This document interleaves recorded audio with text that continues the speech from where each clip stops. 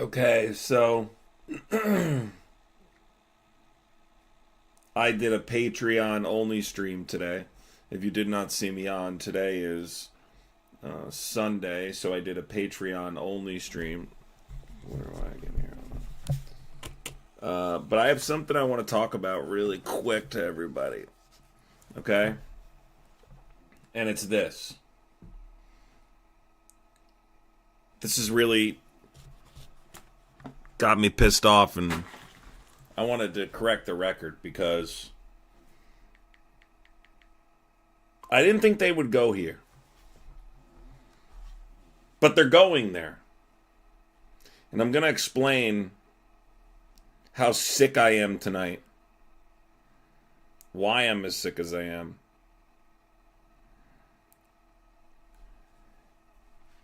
Let me read this to you. A new bill has been introduced. Okay? In Oklahoma. In the Oklahoma House. That seeks to abolish the Department of Mental Health and Substance Abuse Services and transfer its duties and resources to the State Department of Corrections. Meaning, anyone with substance use disorder, anyone with mental health, mental illness, and the diagnosed mental illness will be treated by the Department of Corrections.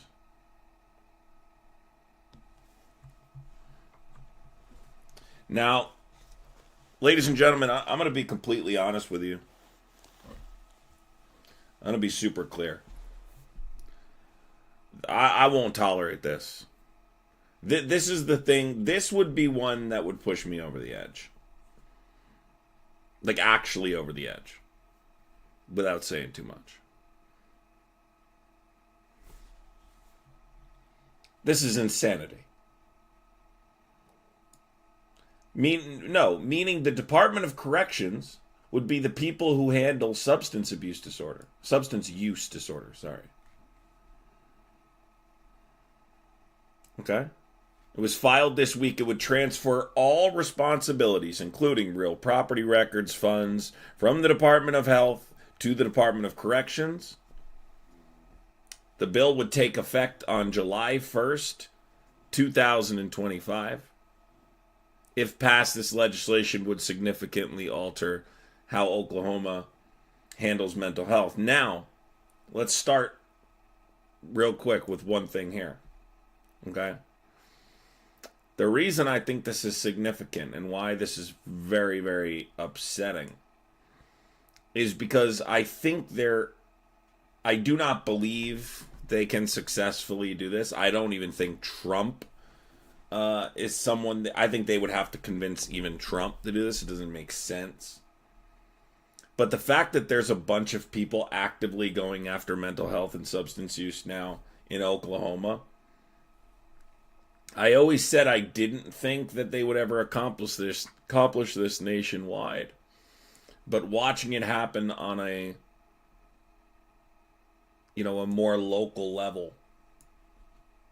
I have a lot of family in Oklahoma. It's deeply disturbing.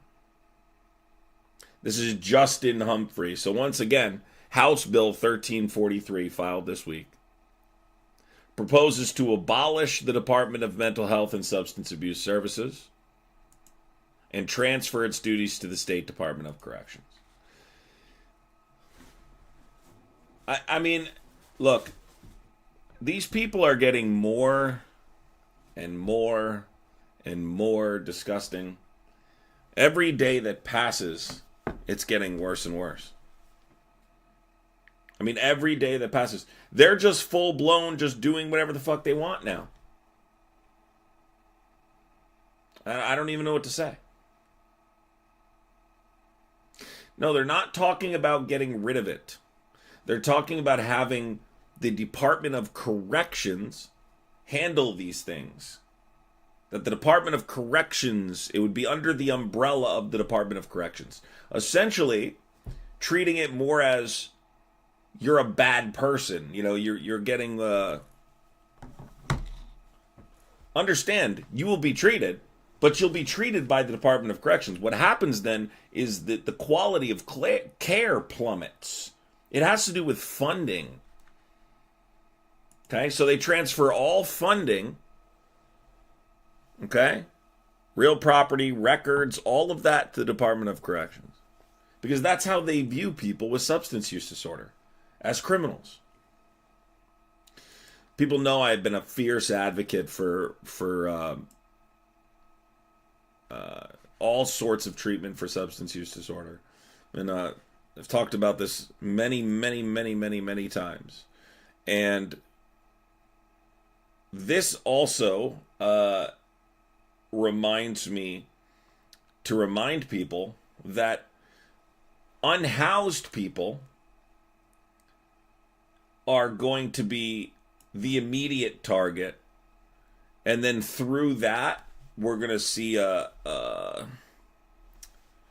movement to people are going to be treated as their criminals rather than as patients. Basically, that's what we're going to start seeing. So it's just deeply disturbing.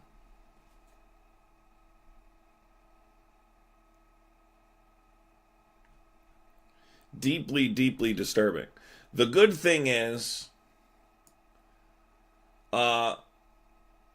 we got some stuff with telehealth and stuff shored up before this clown got in there. But it just shows you how they treat people, you know, how they feel about people. You know, they think people who are suffering from substance use disorder are criminals. I mean, this guy right here, imagine the courage. Now, is this going to pass? Probably not. That's not the point, though. You know what I mean? It's probably not going to pass, but that's not the point. The point is these politicians are getting more and more brave in their attempt to do this to the American people. And at what point did the American people say, fuck you back? You know what I mean? Like, this is just like one of the things that would push me over the edge. Do you know what I mean? Like, are we going to sit here and tolerate them? If they even think about doing some shit like this on a national level, like, we would have to, we can't sit by and do nothing. We would have to do what we have to do. You know what I mean? Wink, wink.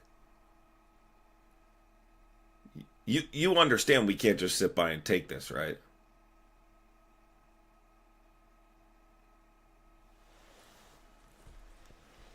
We can't.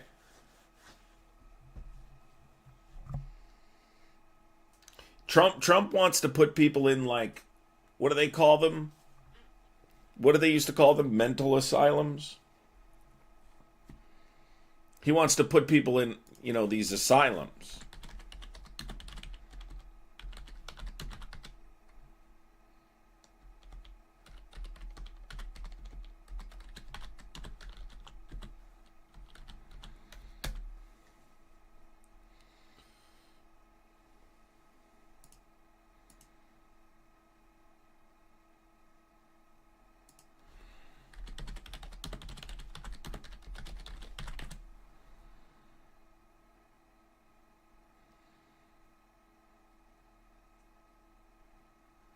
I can't even scroll on here yet, but I was looking for a specific clip.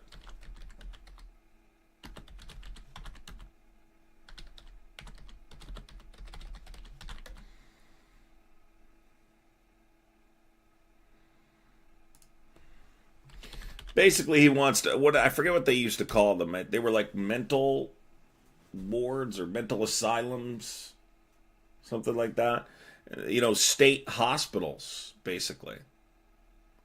State hospitals. It's disgusting, man.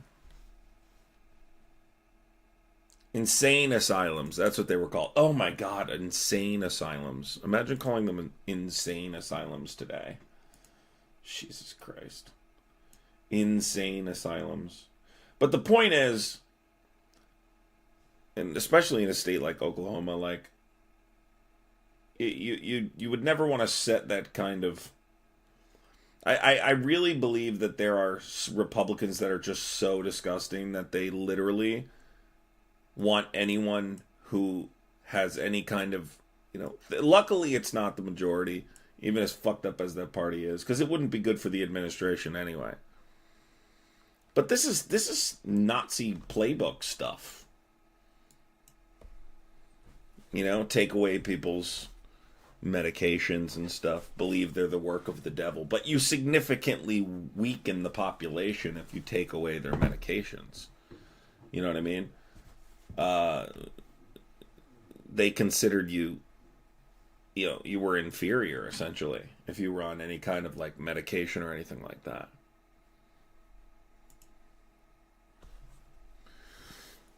Former prosecutor, close with Chris Wray, the former director. Nothing pisses me off more than, I just popped on here for a little bit. Nothing pisses me off more than Christie, though. Like going on television now to all of these networks, acting like he's the good guy. Hey, Chris, what happened? Don't want to be associated with fascism? What's the matter? Chris, weren't you standing next to Trump the first time? I am so tired of listening to these fucking people that put Trump in there the first time now going to tell us how bad Trump is. It's 2025. You're just now figuring that out.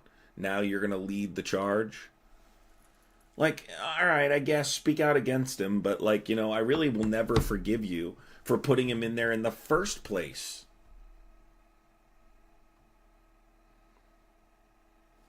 He wants to take away people's medication. Anxiety monster, I don't want to get you worked up or worried, but there was a House bill that was proposed in Oklahoma to move substance, abuse and mental illness to the Department of Corrections. It is likely not going to pass. But I was just discussing the fact that I think it's so disgusting there are Republicans in the party that actually want the Department of Corrections to treat people with substance use disorder, because people with substance use disorder are patients. This is a mental illness. This is a disease, essentially, right?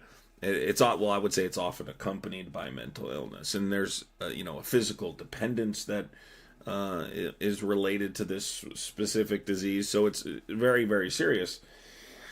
To try and just pass that off to the Department of Corrections speaks volumes about what they think of people who, actively have substance use disorder. And I think it's disgusting, but I don't want you to worry about it because it's not going to happen. So don't worry about it. I just was speaking about how disgusting it is. Of the FBI, you have a lot of sources in and around that community. What are you hearing about all this? George, I wouldn't use a word like panic when it relates to the men and women of the FBI because they work under really stressful situations. But I will tell you that they are stunned by what's happening. When you talk about the patients, not inmates. Exactly. I don't know. It's just fucking gross, dude. Like, it's just gross. And now you're going to have all these people worried about this shit. I don't want people to be worried in here. I don't want people to watch me, and because of me, you start worrying about the shit, and then you can't sleep tonight and everything. No, we're not doing that. So I'm telling you that everything's going to be all right, because I highly doubt, and I mean that. I would tell you, if I was seriously concerned and I said you should be worried, I would tell you. I'd be honest with you. I don't think you should be worried. I don't think they can do that. Not on a national level, and I don't think they can do it anyway. But I did say to people after Trump won the election, I don't think it would be a bad idea if it is possible for you to get to a blue state. And I have felt like this for a long time. It is not safe to be in these red states. It's just not. The list that they were asked for. Let's remember something. None of these agents who worked on the January 6th cases volunteered. It's not the way it works. In fact, at the FBI, they do the opposite. They don't want you volunteering and self-selecting for an investigation because that may mean you bring Right, it won't pass. It's just how disgusting these people are. Some bias to it. You go and you select these people. So they were instructed by their bosses to work on the January 6th cases. And what happened as a result of that? Hundreds of convictions in front of juries. Yes, I'm having an Oreo milkshake from Burger King. These nuts. Part of judges that were appointed by both Republican and Democratic administrations. So they're saying to themselves, what exactly was infirmed about the investigations and about their work? Their work resulted in convictions that were brought by jury. Chris, remember like fucking 8 years ago when we told you that Trump would eventually do this? And you were like, nah. And then January 6th happened and you were like, oh shit, man, never mind, I can't support him. Or guilty pleas, and that were accepted by Republican and Democratic judges. And so if the president wants to pardon those people... Anxiety monster, I'm telling you, you don't have to worry about your Suboxone or your medication or anything like that. The worst thing I think could possibly happen is prices. You know, it gets more expensive for something. But in terms of like, you know, that I really, really would not, you know, sit there and work yourself into, you know, a state. I really don't believe that's going to happen. So I'm just being completely honest with you. So maybe you can relax from there. That's his right to do. But it's not then his right to fire these folks. And let me tell you, they're all civil service protected, George. None of them are political appointees. So what's going to happen for these folks who don't go voluntarily is they're going to file grievances and lawsuits, and they're ultimately going to win them. And the last piece I'd say is this. Understand how long it takes to get a new FBI agent on board. The FBI is going away. And I'm not even going to lie. Like, I really don't even give a shit. Like, truthfully, fuck the FBI, too. You know what I mean? But I don't like who's doing it and how they're doing it and why they're doing it. I mean, I'm not a huge fan of the FBI. Why would I support an organization that has a track record of corruption? That being said, they didn't do this in the case of Donald Trump. And anyone that's educated on this subject would be able to tell you that this is just a revenge tour for Donald Trump. These people don't deserve to lose their jobs because they investigated January 6th. That's bullshit. These guys were just doing their jobs. These guys broke the law. You know what I mean? Like, so is there some issues with corruption? Yeah. Is Kash Patel the guy to fix that? No. Is Donald Trump the guy to fix that? No.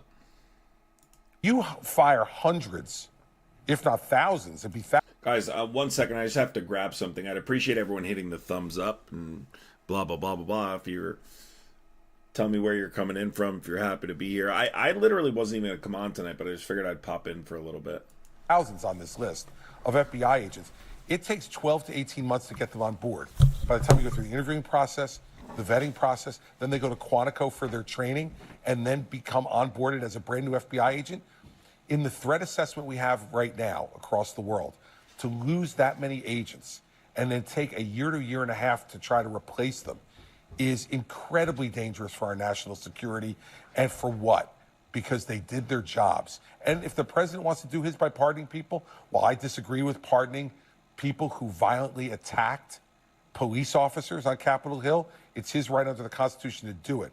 But this is overboard, and it's not going to work. Ron, we've never seen a move like this before from a president. What's the likely impact? Well, it's going to be dramatic. I mean, George, a couple points. On Tuesday, the president's going to host Prime Minister Bibi Netanyahu. He did exactly this, attacking the Justice Department inside Israel. It turned the country inside out. The defense forces warned him your deterrence is going to be degraded. And you had October 7th, the worst killing of Jews since the Holocaust. Now, look, the bureaucracy of the Justice Department, and as well as the FBI, they can be running a campaign of internal vengeance or external vigilance. And it's one or the other. They can't do both. And we've seen this movie before, and it ended in October 7th. The Chinese are hacking us and cyber attacking, and the North Koreans constantly. The FBI and the Justice Department are key to it. That is also true about terrorist actions. And I'll tell you one example. When I was chief of staff, a young man in the intelligence agencies found a word that he said did not make sense on a communication. A lot of people said, oh, it's nothing, forget about it. We encouraged him to pursue it. We all did. And he pursued it and ended up being the young man in Denver, bought 12 backpacks, a lot of chemicals, and was driving driving east to New York. We arrested him eventually. You have the FBI agents who are confronting China, North Korea, Russia, our enemies, Iran, who are cyber attacking the United States constantly, lawyers who are also just as recently prosecuting a case against a Treasury official, handing over secrets to the Chinese on economic data. You can either be focused on internal vengeance and the campaign that we're doing, or external vigilance.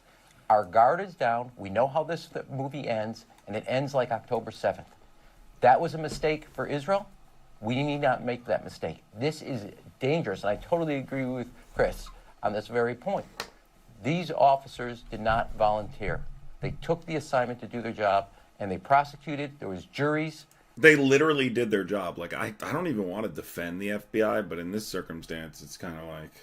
These people on January 6th, they committed crimes and most dangerously killed officers or harmed them, police officers. Chris, they served the time for that. You mentioned that a lot of these agents are likely to bring legal action to protect their jobs. We're seeing this kind of testing of the legal limits with a lot of these executive orders from the president, the firing of the inspector generals as well. Yeah, let's ask Chris Christie, the guy who's, you know, somewhat responsible for us being here today. Look, I know you supported Hitler at one point in your life, but now that you don't like him anymore because you know everything he did, can we get your advice on how to prevent him from taking over? I mean, this is like the most frustrating thing for me. You know what I mean? Like, dude, why are we asking this fucking guy? Like, I was happy when he ran against Trump. You throw a little something in the mix because he kind of went after Trump and shit. But really, who gives a shit? I guess my question is, does the president care whether or not this faces legal challenges? You just want to make the point. No, he wants to make the point. In fact, he kind of likes the legal challenges because then it takes it off his plate. He gets to make the statement, the aggressive statement of firing inspectors general, or in this case, what he's doing at the Justice Department and the FBI, and then it gets handed over to the courts. And if the courts overturn him, he blames it on the courts and says these are awful judges, even though many of the ones that have reversed some of his actions are appointed by him. And that's what he'll do. No, he has no problem with doing this. Look, I warned about this for a year before this election. I've been warning you for a fucking decade!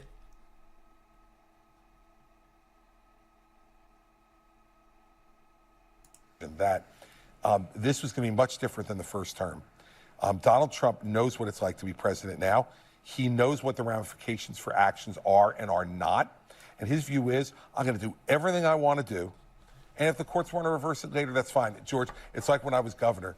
He called me at the early part of my administration when I had a $10 billion deficit. And he said to me, look, this is what you do. Declare bankruptcy. And I said, Donald, I can't. I'm a state. I'm not allowed to declare bankruptcy. He goes, do it anyway. It'll go to the courts. It'll land there for 2 years. They'll forget about all this and you'll look better. That's the way he approaches those things. That was 2010, George. It's no different 15 years later. Ram, you know, you of course were served in the White House. You helped draft executive. It's like the media is so useless, you know? We're listening to Chris Christie. Orders, help draft executive actions. But we've never seen the kind of scope that we're seeing right now. Oh, shut up, asshole. Let's see what's on Fox News right now. Guys, be kind to your cheeks. What the fuck?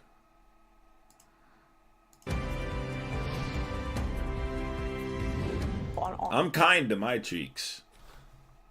I slap them just like that. Yee! Our side, we will be implementing 25% tariffs on U.S. products. Canadians are perplexed. Guys, I literally just flung the other box up. How do I get it back? Oh, there we go. Sorry about that.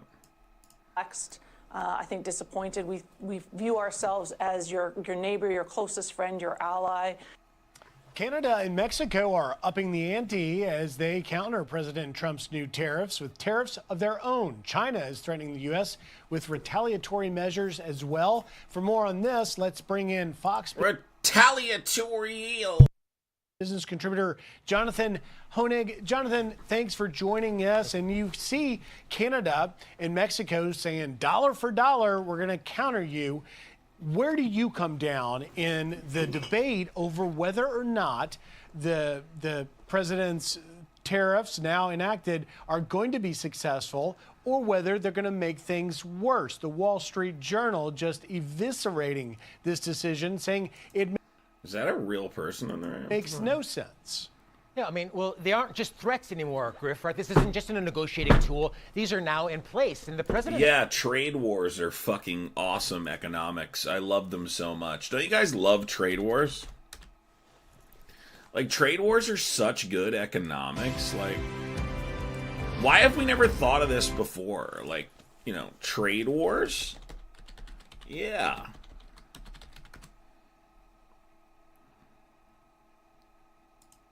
Not even 2 weeks in office, President Trump already scoring another victory for the U.S., this one against ISIS. He ordered a military... Yeah, man, he's blowing people up, dude. Fucking, this is our tax dollars so well spent. Like, just demolishing people in caves that are zero of a threat to the United States. Fucking causing consumer prices to rise in the United States. Yeah, this is fucking awesome, dude. Yeah, I love living here, man. America! Fuck yeah! Blowing shit up that doesn't matter. Blowing people up that aren't even a threat to us and fucking raising prices, baby. Let's go. Red, white, and blue. The American dream. Military airstrike against the terror group's leaders in Somalia. The president saying in part, these killers who we found hiding in caves threatened the United States and our allies.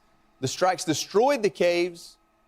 Oh, look at this little troll made an account just to come over here and troll. Clown. They live in and killed many terrorists without in any way harming civilians. Our next guest knows all about facing the war on terror. Yeah, hurting civilians. Fucking wasting money. Wasting taxpayer fucking dollars while consumer prices rise. Retired U.S. Army Brigadier General Rob Spaulding joins us now. General, thank you for joining us. Looking at this happening, this is the first major military move under President Trump and DOD Secretary Hegseth. I know that a lot of intelligence is needed for an operation like this. Do you feel like this is something the Biden administration could have done or was sitting on, and the Trump administration came in and said, no, we're going to make this happen? Or do these things materialize? And this isn't even about, like, these people were a threat to the United States. This is just Donald Trump saying, you fuck with the United States and I'll kill you. That's what this is. This is a threat to the rest of the world. Don't fuck with us. Realize so quickly this might not have been an option 2 weeks ago. I do. You know, I worked in the Biden administration. I worked in the Obama administration. I worked in the Trump administration. I saw the differences in the decision making. I think he's picking up where he left off with Soleimani. The next couple of years, yeah, I'm worried about the rest of our life. And I think we're screwed. Strike. And like I said, we may survive and all that, but it's just going to be a conservative shithole. I think he's putting fear back into the equation. I think a lot of people think because he says he's about not having wars. Remember Donald Trump said he got rid of ISIS? All he said the last time he was in office, I got rid of ISIS. I got rid of ISIS. President Trump orders strikes on ISIS in Somalia. Then why are you ordering strikes on ISIS? I thought you got rid of them. He gets back in office, all of a sudden ISIS exists again. They're starting wars. He won't be... This is so dumb, dude. You know how much money this costs?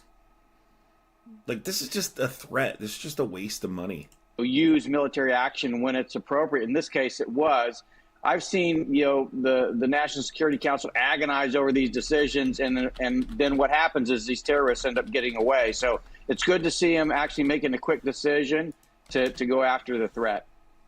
Yes, sir. I just want to correct real quick. You're an Air Force Brigadier General, not Army. I think I read that. Right. I don't want to get yourself or me in trouble over that. I apologize to both services. But to move on with this, when we look at the Africa theater, a lot of people, I'd say a lot of civilians don't really know we're active there. As a Marine, I know you fear to go to Djibouti because it's really hot there. But even in North Africa, there's a lot going on, and there's a lot our military has to do. Tell us a little bit about the threat in the African theater.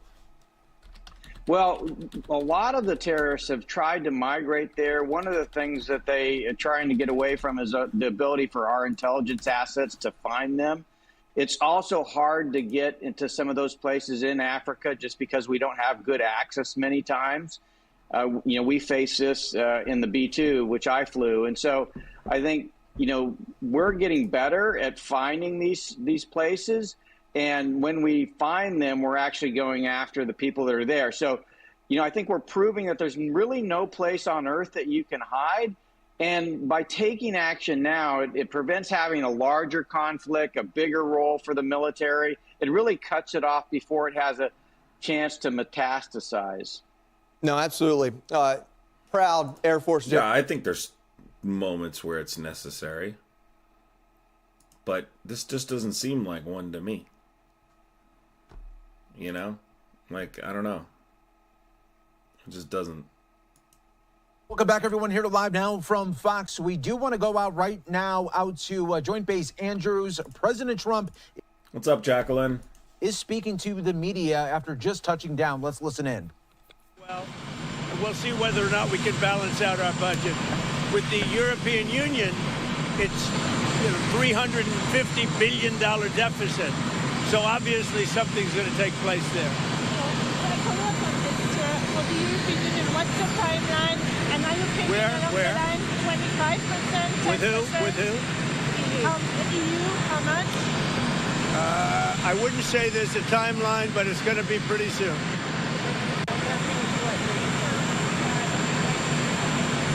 No, I'm not going to say. We may have short-term a little pain, and people understand that. But long-term, the United States has been ripped off by virtually every country in the world. We have deficits with almost every country. Not every country, but almost. And we're going to change it. I saw a really cool video of the old Air Force One. Some guy went inside Air Force One. Have you guys ever seen inside Air Force One?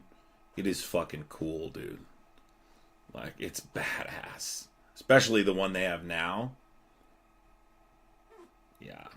Been unfair. That's why we owe $36 trillion. We have deficits with everybody. We help everybody. We've been helping everybody for years. And to be honest, I don't think they appreciate it. So we're going to change that. We're going to change it fast. We're going to make America great again. We have to focus on our country. We have tremendous potential if properly used, and we have to focus on our country. Tremendous deficits with China, tremendous deficits with the European Union, tremendous deficits with Mexico and Canada. And why? What's the purpose of that? Why would we have deficits? And you look at, if you look at pharmaceuticals and drugs, if you look at various products, it's much cheaper in other countries. We're not going to allow that much longer. We're not going to take it. What's going on there? Well, it's been run by a bunch of radical lunatics, and we're getting them out. USAID, run by radical lunatics, and we're getting them out, and then we'll make a decision. Mr. President, have you spoken with anyone from Canada or from Mexico since you opposed? I've spoken with people from Canada. I've spoken with people from Mexico, and I've spoken to a lot of other people too. Prime Minister Trudeau or? I'm speaking with Prime Minister Trudeau tomorrow morning, and I'm also speaking with Mexico tomorrow morning. And I don't expect anything very dramatic. We put tariffs on. They owe us a lot of money, and I'm sure they're going to pay. Would you send troops to take the Canal of Panama? About what?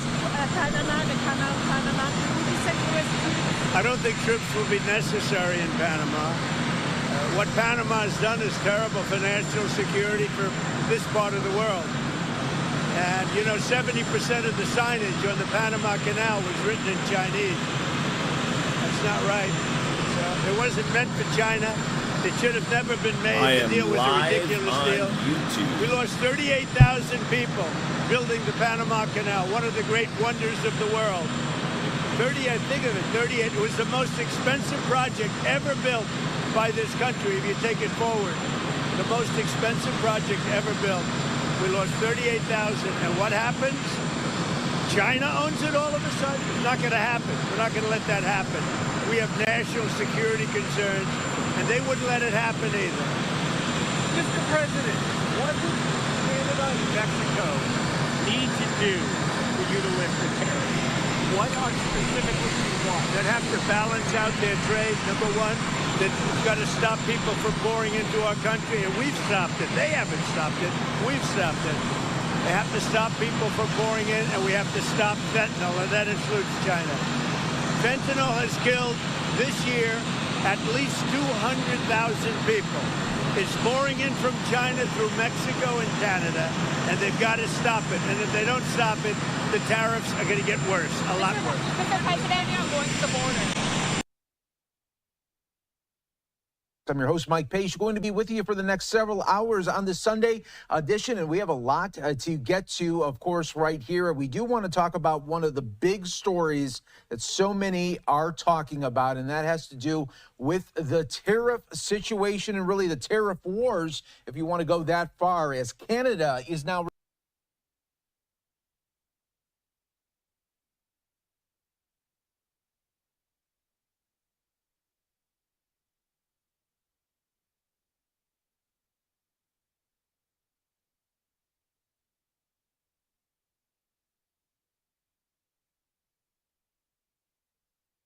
Our hearts go out to everybody who was affected by it. I've actually made a couple of phone calls to the relatives of the deceased, to the people who lost their lives, and it's just incredibly heartbreaking. I mean, you've got, moms who are, mothers to very young children. I just You've got fixed a the dad who had scrolling a thing, I 1-year-old think, at baby least on the Army temporarily. helicopter. I think temporarily I just fixed the scrolling thing. You just have to remember the human tragedy of this, because when Americans have tragedy, I think we can all come together, Democrat, Republican, or Independent, and just say, we love those folks, we're going to do right by them, and we're going to support them through. That's all we need for just a little motivation, everybody, to know that J.D. Vance is going to run for president after Donald Trump leaves. That's all I need. That's all I need to get motivated, is to know this Muppet is going to run. Yeah. Shit, yeah! What is, I think, the unspeakable tragedy of the last couple of days. But I do think that we also have to do a better job at the policy so that we make sure that aviation is as safe as it possibly can. Now, we haven't had an aviation accident like this in about 15, 20 years. We want to make sure that we try to never have an aviation accident like this again, or at least make them as minimal as possible. And that does, I think, part of the reason why we had a shortage of air traffic control opportunity that they could get. The folks that were still fighting World War II in an isolated island like 30 years later, the American people have spoken. They are sick of the ridiculous performative politics. They want Americans. They're sick of the performative politics. This guy can't be serious. Their leadership, Democrats and Republicans, to come together and actually get some things done. You don't have to agree with us on everything. I'm using of course, if you're a OBS. Democrat, I'm sure you're going to vote a lot against what we're trying to do. But for Hakeem Jeffries to go out and say that you need to fight in the streets, it's dangerous, it's disgraceful rhetoric, and it's not at all what the American people ask. I think if you went to... Yeah, what about, so like that's bad, but like Donald Trump can tell people to, go to the Capitol and fight like hell because, yeah, I get it. Hakeem Jeffries' district, and took the people that voted against President Trump, not even the people who voted for him, the people who voted against President Trump. Do you want a congressional Democratic leadership that fights in the streets or that makes your life better? Most people think the government exists to make their life better, not show up on TV, criticize the president, and not actually get anything done. Absolutely. Once we get through the hearings for the confirmation process, you will begin the work on executing your agenda, President Trump's agenda. What role will you have specifically in that? I play the role that the president needs me to play, right? Whether it's... Which is what? And why? And I'm not hating or anything, but there's the eyeliner. Casting the tie-breaking vote, or maybe talking to some of my old Senate colleagues about the importance of voting on this nomination, meeting with the Speaker of the House about some of the details of the legislation. I sort of see my job as an all-around player. When I played Pee Wee football, you would sometimes get a trophy, Mr. All-Around, for the kids who played offense and defense. I just have to serve the role that the president needs me to serve in order to facilitate his agenda. You're not going to be doing anything. Stop it. The thing that I always remind people, both the White House staff... Yeah, lick the boot accordingly, Muppet. The congressional leadership is the president's success is the country's success. And to the extent... By the way, if you guys have not followed me on Substack, I am incredibly active on Substack during the week, Monday through Friday. I'm on Substack a lot, every single day on Substack. So make sure you guys are following me over on Substack. If you, at night... do a live every single night, a good live. Do a bunch of stuff over there, written content, everything is on Substack. So if you want to, go follow my Substack. You got to download Substack and then just type in the same name. That we can help the president implement his agenda. That's going to mean more jobs. That's going to mean higher take-home pay. That's going to mean more people able to raise a family in a stable home in a secure neighborhood. Like, the agenda is clear. We just have to go get it done. I'm going to play whatever role the president needs me to play. Oh, well, the president said these tariffs will go into effect tomorrow. Yep. 25% on Canada and. Why do these guys smile like this whenever they talk about tariffs? It's so fucking creepy. Yep, tariffs. Yeah, I can't wait. Like, why are they smiling? What are you smiling about? There's nothing to smile about with tariffs. Nothing. Mexico, 10% on China. Are you expecting retaliation? We'll see what happens, but I think. Yeah, it took less than fucking, 3 hours? How long did it take Trudeau to shoot retaliatory tariffs back? Unfortunately, the retaliation has already happened. The problem with this whole idea that they're going to retaliate is they have already been taking advantage of America for decades. The retaliation is Donald Trump saying no more. We're not. No, you can follow me on Substack for free, but there is a subscription on there. You have to use your browser if you do want to support me on there. We have a lot. I think we have over 200 subscribers over there. You get perks, like you can type in the chat and do Substack only lives. You get like exclusive written content and stuff that I post over. You get basically access to everything. It's how you support the creator on Substack. Not going to be taken advantage of anymore. Everything has to be done through the browser on Substack though, because they're a new app. And I think it's important the president is. They are listening to the creators. They are taking advice about live streams, and they're trying to grow the platform. So. Doing what he's doing. Now, look, it looks different ways and comes in different forms, whether you're talking about Canada or China or Mexico. We know that Mexico has allowed the facilitation of the illegal drug trade and illegal sex trafficking for years and has done nothing about it. If they want to be a better partner to us, the time. By the way, we're doing a morning live on Substack tomorrow. So if you're a subscriber on Substack, we'll be live tomorrow morning on there at some point. Starts now. We know the Chinese, of course, have stolen American manufacturing jobs for 30, 40 years, and also that they've facilitated the trafficking of illegal fentanyl into Mexico, where the drug cartels then bring it into our country. We are sick of being taken advantage of. We still have, thank God, the biggest economy in the entire world, the best people and the best workers, but the message from President Trump to the entire world is very clear. We are done being taken advantage of, and we have a president. Am I going to go live on TikTok again? Maybe. It depends on, when Trump gets his hands off it. But while Trump is negotiating it, nope. Not after what they did. They're going to have to put it in the hands of somebody that's, nonpartisan or something before I even think about going back on that app. So I will be on here probably at least until they're done negotiating, until we see where the app is going to go. But I put out content every day. I'm live every single day on YouTube and Substack. I just did a debate on Substack.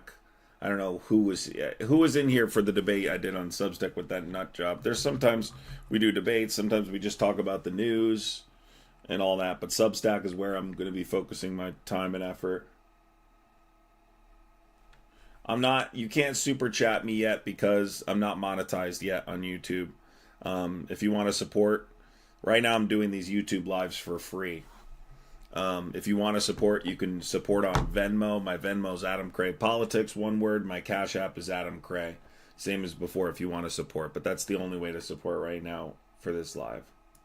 Who looks out for the interests of American citizens. Thank God we do, and we're going to try to do it the best we can. I'm glad you mentioned China, because it seems like Silicon Valley is just over the moon over China's DeepSeek AI program. Sure. Do you believe it really cost $5.5 million to develop, or are those fake numbers? And do you believe they stole intellectual property to actually get to the advanced place they are in this? Well, we know they steal intellectual property all the time. Fuck, this guy's boring, dude. Face some consequences for doing what they've done now for 20, 30. And Super Chat's a thing that we'll explain it when they monetize it. It's almost there. Certainly, we're going to look at all of these programs, protect people's benefits, but make sure that we're being a good steward of America's tax money. That's an important part of our job. But if you talk about just the COVID trend line of 2019, that $2 trillion increase, that was not mostly mandatory spending. That was frankly Congress and the Biden administration not doing their job. There's a lot that we can do with just common sense fiscal reform, empowering our friends to find the cuts that they need. Did you guys see the? That's what we're going to focus on over the next few years. So you can cut into mandatory spending because it's not actually mandatory spending. Well, it's funny. Did you guys see the Tulsi Gabbard back and forth? It was great. It was so good. Did you guys see this? This was so good. And Ms. Gabbard, let me be clear, at least in my views. I salute your service to our country. But I have serious doubts about your judgment. And those are some of the areas that I want to pursue. So Tulsi Gabbard, if you don't know, everybody, one of these people that's made the right wing, she swung to the right. She claimed she was on the left. I never trusted her. She claimed she was on the left. She swung to the right. She is so incredibly dangerous, and let me explain why. So, she would be in charge of intelligence, essentially.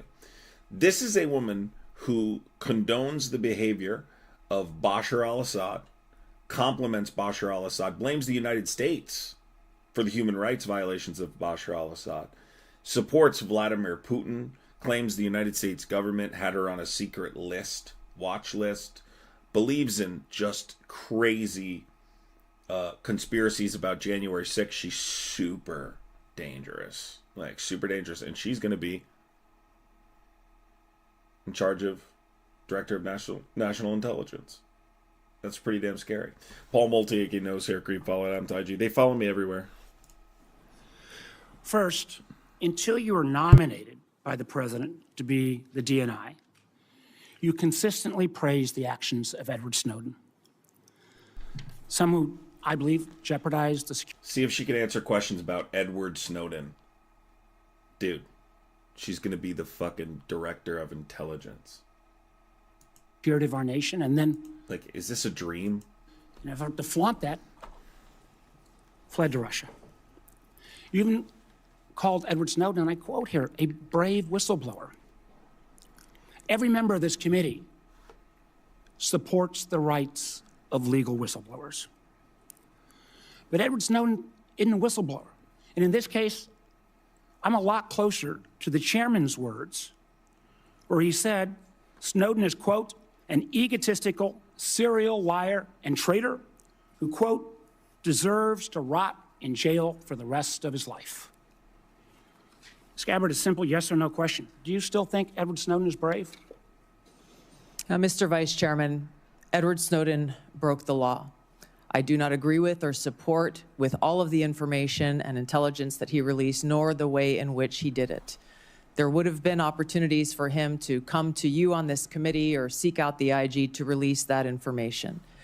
The fact is, he also, even as he broke the law, released information that exposed egregious, illegal, and unconstitutional programs that are happening within our government. Excuse me, that led to serious reforms that Congress undertook. Chairman, we got 5 minutes.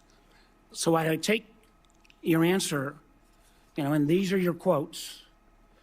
Brave, please join my bipartisan legislation. Yeah, I was going to say Corella DeVille Muppet. Calling for charges to be dropped against him. Do you disagree that legislation was not appropriate? Do you believe he is brave or not? Yeah, back those words. Once again, Senator, Edward Snowden broke the law. He also released information we agree that Edward Snowden that exposed the United States government's illegal your programs. Legislation and your words are still your beliefs. Yes or no, please. I'm making myself very clear. Edward Snowden broke the law.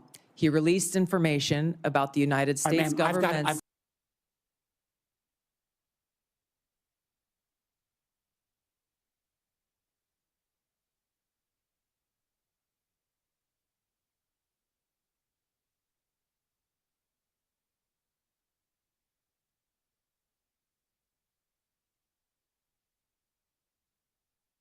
got other issues illegal to raise. activities. Ma'am, If I may just finish my thoughts, Senator.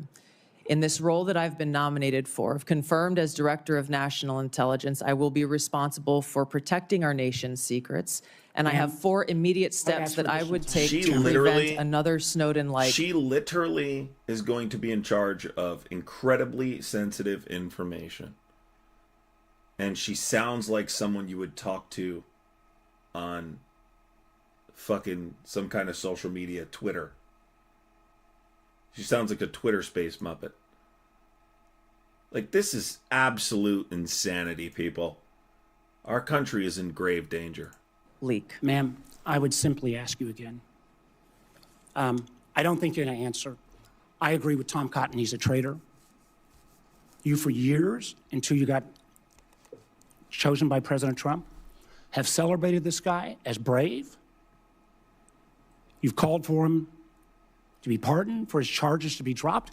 I cannot imagine a director of national intelligence that would say that kind of behavior is okay. Who would? How would we maintain the trust of the IC and the contractors who work for it? How would we maintain the trust?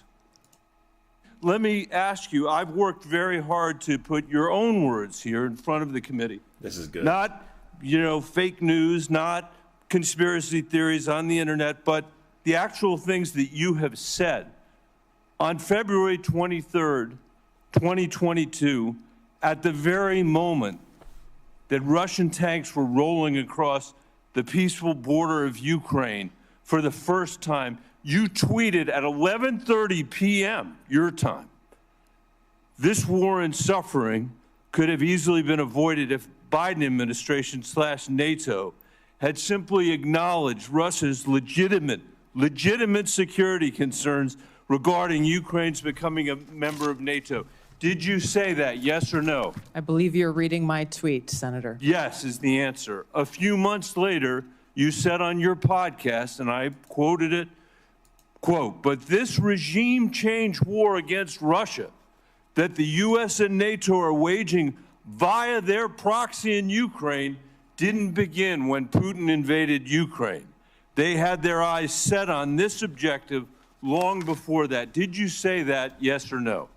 I believe you're reading my tweet. Thank There's you. a lot The answer more. is yes. You're quoting a podcast that provided much more I'm happy to have a context. conversation with the chairman about whether I'm taking anything out of context. I don't think I am. And your answer is yes. Are you aware? She likes, listen, people, I'm not exaggerating. I wasn't mischaracterizing when I said this. This gets a little more heated. She supports Putin. She supports Bashar al-Assad.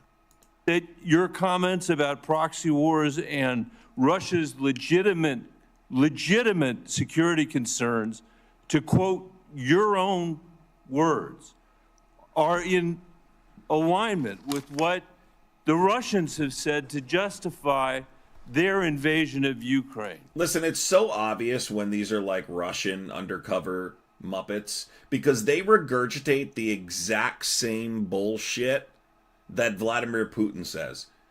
I mean, it's not difficult to find out who's getting some kind of side money from Russia because they regurgitate the exact same talking points, identical talking points. Yes or Senator, no? I don't pay attention to Russian propaganda. My goal is to speak the truth, the answer is no. regardless of whether you like it or You don't pay attention to Russian propaganda? Really? or not. I'll take it. That's fine. You said you are used to speaking truth to power. Yes. I'm shocked to hear you now say that, you are agreeing. I'm not shocked because I know you said it. You are agreeing that you basically said that Putin was justified in rolling over the peaceful border of Ukraine the first time. They don't answer questions because they're under oath. That's why. And they don't want to come back and say, you said this and that wasn't true. That's why they're so vague. Since World War II, that a free nation had been invaded by a totalitarian state, and you were there at 11:30 p.m. that night to say that you were with them, not us. And let me tell you something. You say you don't know because you don't read Russian propaganda. Russian state TV then aired your comments. Did you know that? Senator, I think you should also quote the statement that Vladimir Putin's spoken very highly of her. I made criticizing Putin for his invasion of Ukraine. What I would say, Mr. Chairman. No, you condoned it multiple times. With the last, it's up to all of us. We're the Senate. We get to decide whether we're going to confirm this nominee. Obviously, we didn't select this nominee. But can't we do better than somebody who doesn't believe in 702? Can't we believe? You guys should have disqualified Donald Trump using the fucking disqualification clause of the Constitution, and we wouldn't be here at all. If you politicians had a backbone, we wouldn't be here at all. You could have stood up for the country and the Constitution and done the right thing, but you didn't. That somebody who can't answer whether Snowden was a traitor 5 times today, who made excuses for Vladimir Putin's invasion of Ukraine, the first time that I'm aware of any American official has done that. I'm questioning her judgment. That's the issue that's at stake here. And as you said, and I totally agree, this is about our intelligence officers. And you cannot answer. Most of what we do here is in secret. This is one of the very few opportunities that you will ever have to have a conversation with this panel in public. And the record is going to be very clear about the position you took with regard to Edward Snowden. And the record is going to be very clear about your reaffirmation of the statements you made in the middle of the night when Russia was invading the free country of Ukraine. And Senator I hope Bennett, we will your take time- that in your time has expired. consideration when Senator we Bennett, have this vote. Your time has expired. I will. Don't worry. You don't have to face this alone. At the Parisman firm. Weird.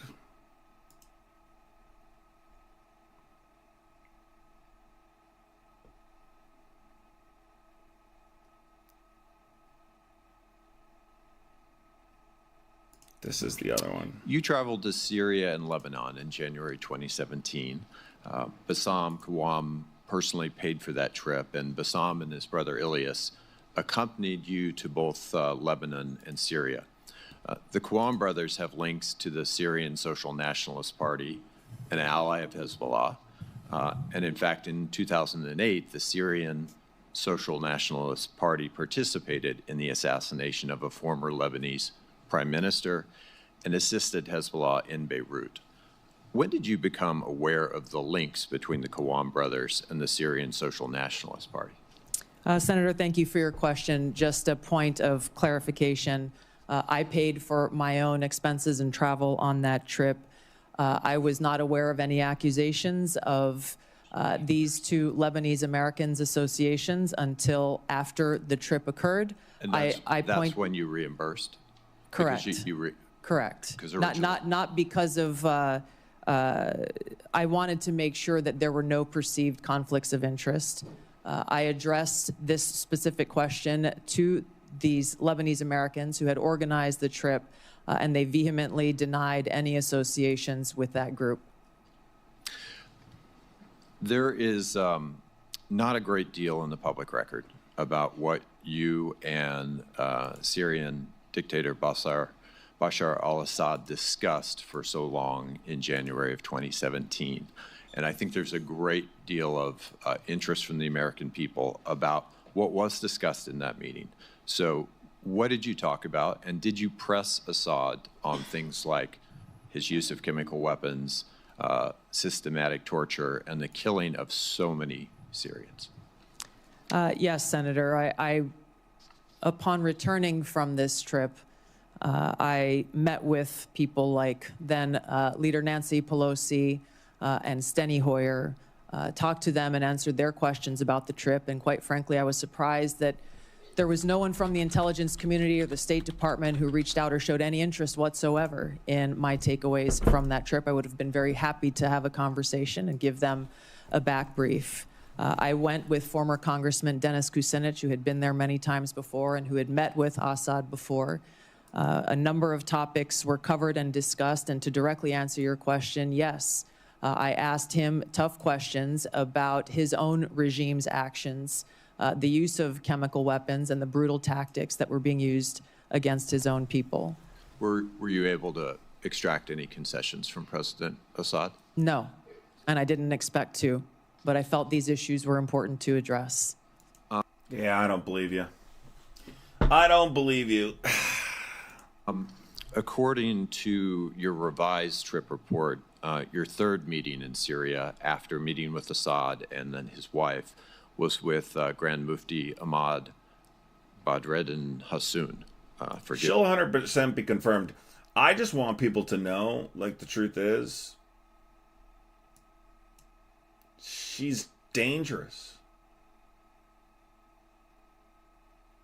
You know, she's dangerous. She's dangerous to you. Forgive me if I'm not pronouncing that correctly. In an October 2011 speech, the Grand Mufti warned the U.S. and Europe that we will prepare suicide bombers who are already in your countries if you bomb Syria or Lebanon. What was the goal, or what did you accomplish by meeting with Grand Mufti? Yes, Senator, before going on the trip and during my time both in Syria and Lebanon, I made it a point to meet with different religious leaders, both Muslim leaders as well as various Christian and Catholic leaders who were there in the region.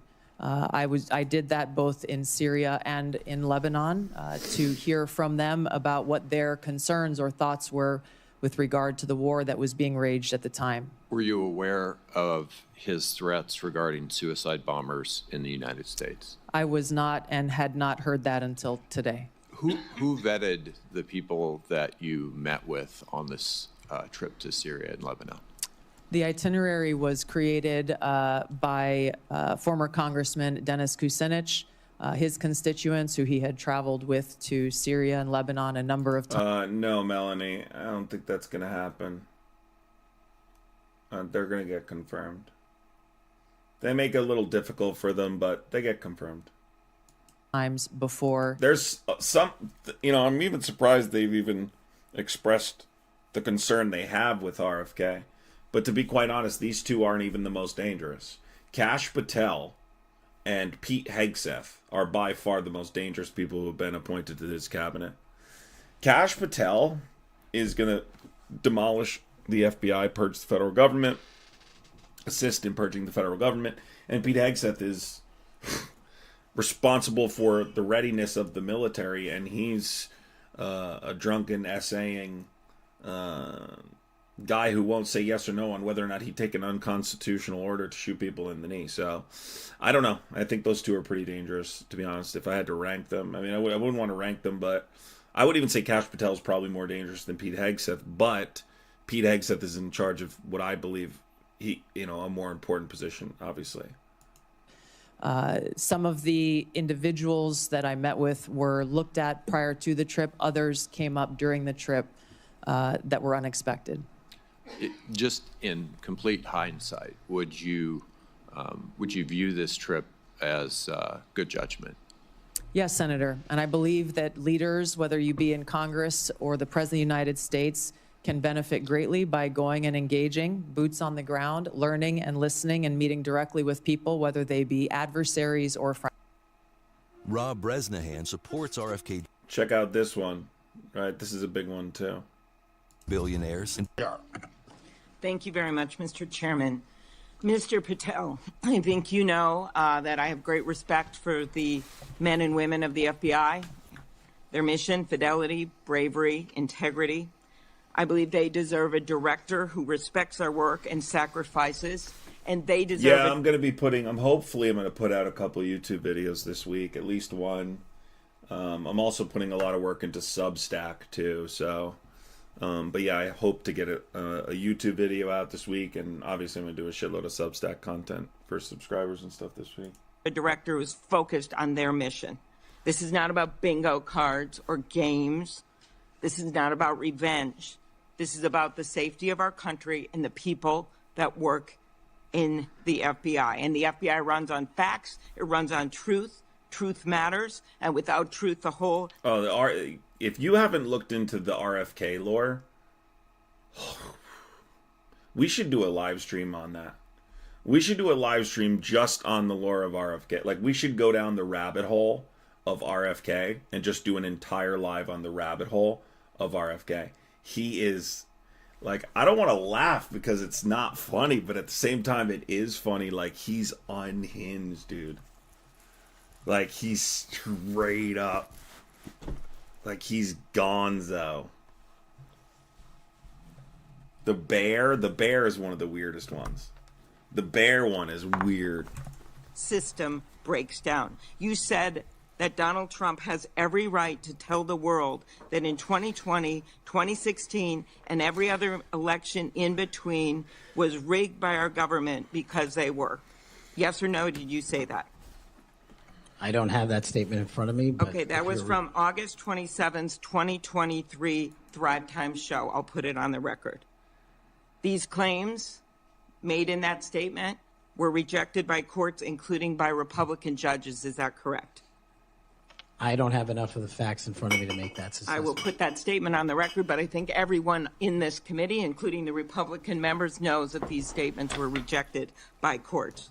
You were asked about the police officers in the Capitol who testified in the January 6 hearings, and you accused them of lying. Is that correct or not correct? I don't think that's accurate. Okay, Joe Packed podcast, March 2024. We'll put it on the record. I was there. The police officers were heroes that day. Yes. Did you post on your personal social media account in May of 2024, January 6th, never an insurrection, cowards in uniforms exposed. They broke the chain of command. I believe you're referencing a post that was shown in part earlier. I don't have it in front of me. You posted it, and it was on your account, and we will again put that out there once more as we go on. I don't want to lose any more time on this, but every one of these, there's a record of it, and you haven't answered. You promoted a COVID vaccine reversal or detox supplement. One scientist said, I quote, "None of these substances in any form would minimize side effects from a COVID-19 vaccine." That is preying on innocent people. Did you perform clinical trials before you made that claim? I'm not a doctor, so no. But you did promote this supplement and told people that it would reverse or mitigate the side effects from COVID vaccine. Did I give people an opportunity to make an independent choice for what's best for their families? Yes. You did that last year, correct? I don't have it in front of me again, Senator. Mr. Patel, the FBI tackles some of the most complex threats that we face: terrorists, hostile foreign powers, violent gangs, fentanyl, criminal organizations. And he wants to get rid of them. Your mission, though, has been to go after people. I've looked at it. I've read this stuff. Yes or no? When Trump wins, did you say this? When Trump wins in 2024 and is in power in 2025, we can prosecute them, referring to Justice Department officials for an actual RICO statute violation, for criminally organizing the United States government to break the law to rig presidential elections. Did you say that, yes or no? Again, Senator, you're reading a partial statement, so I'm unable to fully respond.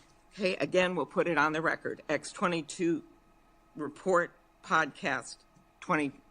That is from, I'll get you the date, about a year ago. Was Kash Patel born in the United States? Yes, he was born in the United States, but he was born to, I believe he was born to an immigrant. One of the names on your list was Bill Barr.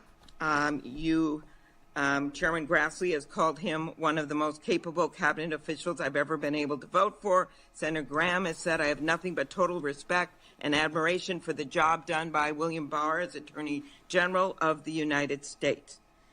Is Bill Barr on your list of whatever you want to call them? So this is the thing about the enemies list. This was a big, big topic in political circles, that they have a list of people that they're going to go after, essentially. It's like a big deal. It's a huge deal. Watch what he says to this. Watch what he says to this. It's been referred to as an enemies list. You've called them deep state after serving his country as the Attorney General of the United States. Is he on your list because of a personal vendetta? Well, it's not whatever we want to call it, Senator. With all due respect, it's not an enemies list. That is a total mischaracterization. I asked you, I actually used the words you used for the list, which was deep state, right? That's what you put at the top. It is a glossary against in the the Attorney back. General of the United States. Is it because of a personal vendetta that he's on the list? You're under oath. I have no personal vendetta against Bill Okay, Barr. he said about you, you would never be able to command the respect necessary to run the day-to-day operations of the Bureau. That was actually in writing in his book. He had virtually, about you, no experience that would qualify you to serve at the highest level of the world's preeminent law enforcement agency. Yeah, it's basically like a hit list, yeah, essentially. It's concerning. And that your appointment, as noted by Senator Durbin as Deputy Director to the FBI, would happen over his dead body. Is it, yes or no, why you would put him on the list of deep state as a former Attorney General Trump? Need to be deported. He would not be deported, no. Trump Attorney General of the United States, because he wouldn't break the law for Donald. I mean, will he be? Could he be? I mean, those are two different questions. I'm telling you what, like, if I ever got in there, like, let's say I'm the president, right? And they elect me. If they successfully get rid of the 14th Amendment, the first thing I would try and do is deport Donald Trump. Be the first thing I would do. And they could say it's ridiculous. I do not care. I would go to the end of the earth to use that, interpretation of the 14th Amendment to get rid of him. Donald Trump. Is that why? Absolutely not. As you know, he repeatedly told the president in no uncertain terms that he did not see evidence of fraud that would have affected the outcome of the election. Did you say in February of 2021 that the election stuff was never my job and I stayed out of that stuff? Again, I don't know what comment you're referring to, but I'm sure you're reading a piece of something. You said it on Pushback on a podcast. Is it true, though, that in December... These guys are all podcast bros. They all go on podcasts and shit. Like with veterans, and they talk about crazy shit that will never actually, that they wanted to do, that never would have actually came true. And now these guys are actually being put in positions of power. They were on podcasts saying, fucking I would do this and that. And you would kind of laugh, and right wingers get off on that conspiracy, crazy, I would do this if I ever got in power type shit. That kind of conversation is like corn for a Republican, right? Let's have conversation like I would mandate every damn person in the military to carry a firearm. I mean, every damn person in the government to carry a firearm. And then the podcast host goes, that's a good idea. He's like, yeah, and we'd be a much safer they do shit like that. Now these guys are being put in positions of power. Of 2020, you reached out to the Trump acting deputy attorney general and asked him to investigate a conspiracy theory claiming that people in Italy had used military technology and satellites to remotely tamper with voting machines in the U.S. and switch votes for Trump from Trump to Biden. Is that true? What was the date? That was out. Let's be honest. If I ever got to be president of the United States, they would clap me so quick. You know what I mean? I would 100%. Something crazy would happen in my first term. There'd be somebody with 3 names, like Lee Harvey Oswald. That would take care of me quick. Of December. They would never let me do what I would do. Because a lot of it would involve cutting defense spending, and they would never. That would piss a lot of people off. 2020. I was chief of staff to the Department of Defense, so I don't believe that's accurate. I don't care. That came out of testimony before Congress. I will give it to you. Have you referred to the media as the... This was the best one, in my opinion. Mr. Patel, early in this hearing, Senator Durbin asked you about the January 6th choir of inmates whose song you promoted, and here's what you said. I did not have anything to do with the recording. I did not have... Yeah, I'm thinking about running. ...anything to do with the recording. Do you stand by that testimony, Mr. Patel? Senator, what I said was I didn't do the recording. You said you didn't have anything to do with the recording, which is interesting, because here's what you told Steve Bannon on his podcast. So what we thought would be cool is if we captured that audio and then, of course, had the greatest president, President Donald J. Trump, recite the Pledge of Allegiance. Then we went to a studio and recorded it. mastered it, digitized it, and put it out as a song now releasing exclusively on the War Room. We. If you had... This is the level of bullshit. This is the one where Kash Patel goes. He tries to make the argument that we doesn't include himself. Nothing to do with it, Mr. Patel. Why did you tell Steve Bannon and all his listeners that you did?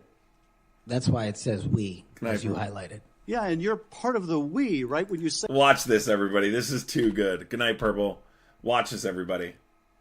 Do with it, Mr. Patel. Why did you tell Steve Bannon and all his listeners that you did? That's why it says we, as you highlighted. Yeah, and you're part of the we, right? When you say we, that includes you, doesn't it, Mr. Patel? Not in every instance. Well, that's new.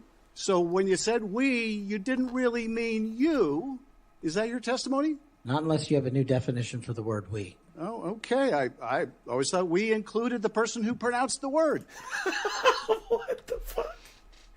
He's literally denying that we includes him.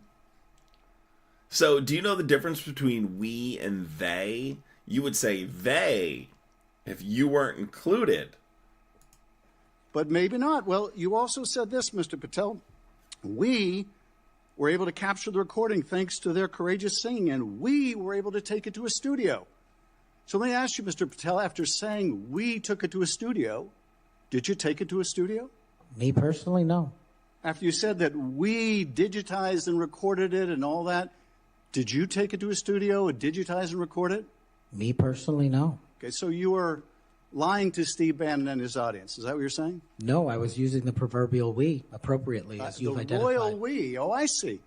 And so you certainly... Like, he's a smart ass, Kash Patel, but he's not actually smart. He's just an ass. Promoted the hell out of it, though, didn't you? I don't know what that means, but I promoted the heck out of raising money for families in need. With promotions on social media and saying you were going to get this to #1 on the billboards, right, Mr. Patel? I think it did. God, you know what I could go for right now? Spaghetti bolognese and homemade garlic bread. Yes, it did. Yes, it did. Isn't that great? People who violently attack police have a #1 song thanks to you, Mr. Patel. That's something to be really proud of. Now, you've claimed, Mr. Patel, you didn't know about any of these people in the choir. Is that right? I did not know about the violent offenders, and I did not participate in any of the violence in and around January 6th. Tell me, Mr. Patel. Why do I feel like he's really tiny? Like, is it just me? Or do you feel like you could put him in your pocket? If you wanted a pocket fascist? You know what I mean? Like, why do you seem like I could put you in my pocket? Like, if I wanted a little fascist in my pocket, I feel like he would be the one. Not participate in any of the violence in and around January 6th. Like, you just pull him out. Imagine me pulling him out of my pocket real quick. Like, hey guys, you want to see something cool? I have a pocket fascist. And then I hold him in my hands. I pull him out at a party and I hold him in my hand. And I did not participate in any of the violence in and around January 6th. Do you like him? Yeah, he's cute. Back in your pocket. Mr. Patel, what due diligence did you do to find out who was in the choir before you promoted their beautiful music? These people who assaulted law enforcement. What due diligence did you do? Senator, I didn't record it myself. So you did no... You supported January 6th. Due You're diligence a fascist. before you promoted this song by these violent felons. Is that what you're telling us? Senator, I did not record that myself. So you're being considered for director... So he was a part of, if you guys don't know what they're talking about, the January 6th. If you guys don't know, this is a real thing. What they're talking about is this. These are the people that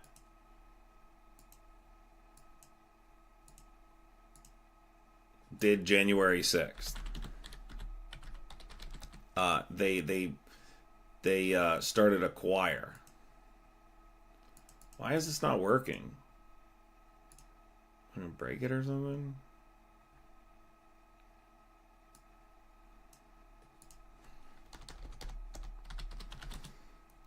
find it.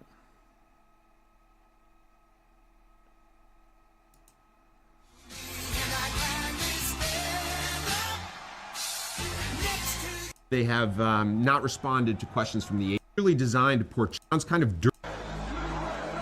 The song is a big hit with the national anthem. Apparently, it was recorded over a prison phone. The song is a big hit with questions from the AP about how that will play out. I watched it too many times. I never watched it. Not on here. I saw it on Twitter or something. Mr. Patel, while we're talking about your awards, let's talk about the cowards in uniform comment for a moment, can we? Please. Would you like to tell us what that was? Put it in context, help the committee understand what that was about. I think it's important. Thank you, Senator. During that time on January 6th, I was serving as Chief of Staff at the Department of Defense. And days prior, we had received the authorization from the President to issue the National Guard. No, they took it down. But just imagine a bunch of fascist traitors singing To protect you and your colleagues. I don't But even as you know, remember the what law they sang. requires a request before the deployment of that guard. That request did not come in until the afternoon of January 6th. Once that request came Star in, Spangled Banner, I think. or this, something. unfortunately, as has been confirmed by his own testimony, I believe, the Secretary of the Army, Ryan McCarthy, failed to immediately deploy the National Guard and instead took a break to speak to media and make personal phone calls. That endangered the safety of you and your colleagues. And if you look at the Biden Inspector General report, This is it. Justice for all. Shaken.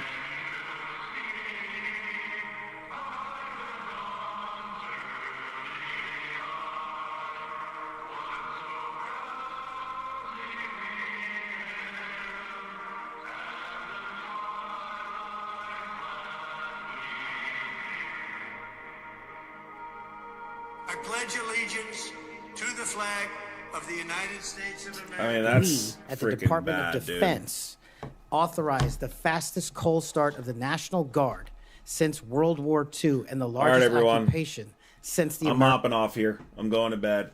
Hope you have a good night. Take care of yourselves.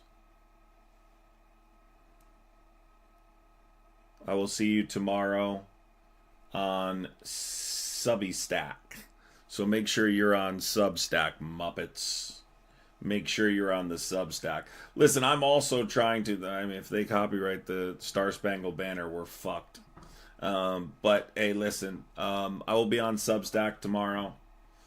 I will see you over there. So, yeah, get on Substack. We're still working on the live. We're still working on trying to get the live up. YouTube Live is going to start having callers at some point. So we're going to have like Republicans call in. We're going to have guests. I actually plan on taking this all the way to the point where I have in-person guests and things like that. So yeah, I hope it's going to be fun. We're going to do a lot of cool stuff on YouTube. We're going to do a lot of cool stuff on Substack. Maybe if TikTok sells to a left-wing organization or something, then maybe we'll end up back there one day. But right now, I'm not participating in their fascist bullshit. So I'm on Substack and YouTube for the time being. I love you guys. I appreciate you. Hope you have a wonderful night. Substack makes you sound lispy. I know I've heard that before. It's a glitch they need to fix. I don't know why.